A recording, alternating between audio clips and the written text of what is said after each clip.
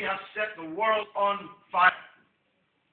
Radicalization has reached such levels that out in the Muslim world there is now a swamp of hatred and bitterness at the injustice and the double standards for which we are responsible. 1 million Iraqis, most of them children, were killed by sanctions.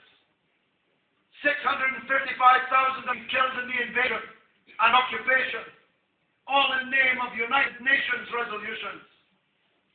When Israel has broken more United Nations resolutions than all the countries in the world put together. Israel is not sanctioned. Israel is not punished. Israel is not threatened.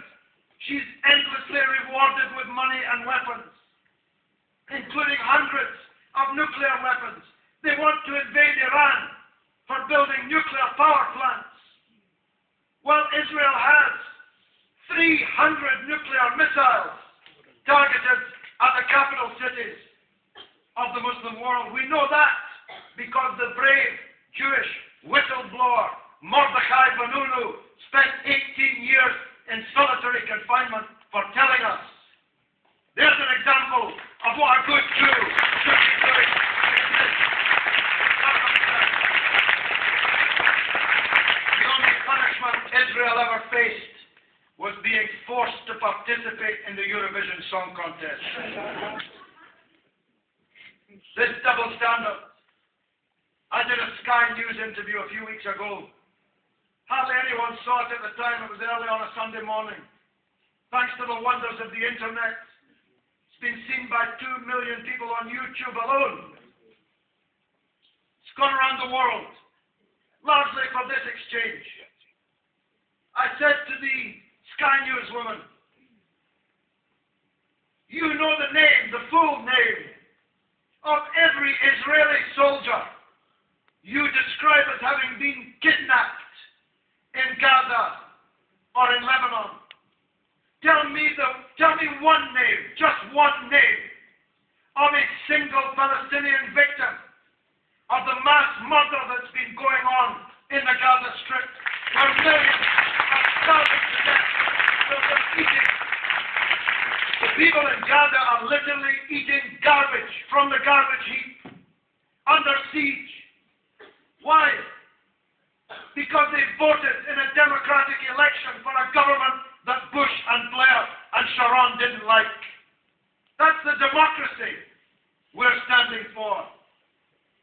They told this woman that our son is fighting for democracy in Iraq, whilst they're giving weapons to Saudi Arabia next door, the greatest tyranny on the earth, where there's no freedom of any kind, are being given weapons by Britain to crush democracy in their own country.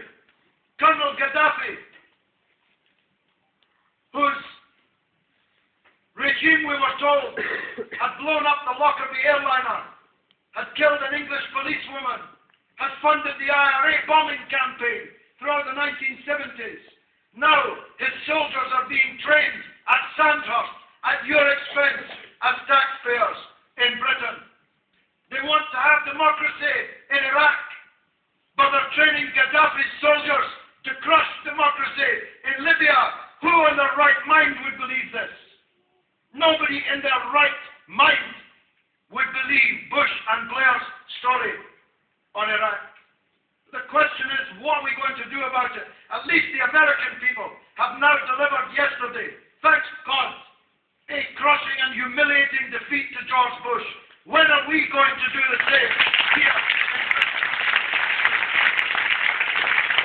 And I say this to the authorities in this university. I was told that when they set up a Palestine Society in this university, they were forbidden to use the word Palestine, because the word Palestine was inherently controversial and provocative. This is absurd and must be changed. Palestine is the key to all of this. It is the heart of all of this.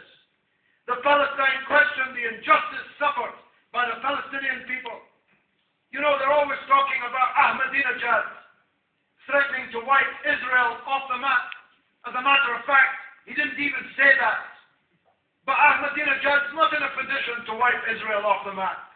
But Israel's in a position to wipe Iran off the map. And in any case, the only country that's been wiped off the map is Palestine, wiped off the map by Israel. And its people suffer to the forefront. Until we grasp this question, until we make up for the great crime that our own country committed against the Palestinians. We invented all of this. Mr. Balfour, in the parliament in which I've sat for 20 years, promised on behalf of one people to a second people, the land of a third people, without consulting any of the three people involved, and thus began this descent into the hell that is the Gaza Strip this day. We have a historic responsibility to the Palestinian people. It should be Palestinian flags flying in the University of Birmingham, and the Palestine Society should be the biggest society in this university. Thank you very much indeed.